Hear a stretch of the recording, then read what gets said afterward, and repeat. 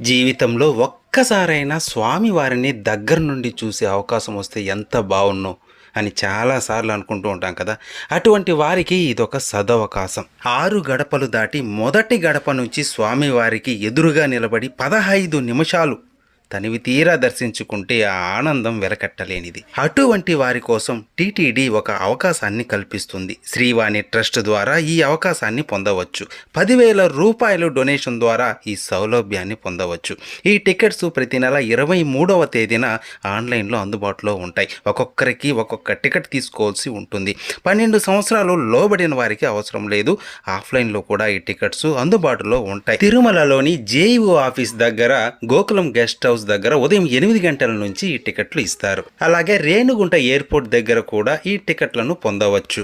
శ్రీవారిని దగ్గర నుంచి చూడగలమా ఈ జన్మలో అనుకున్న వారికి ఇదొక సదవకాశం. ఓం నమో వెంకటేశ.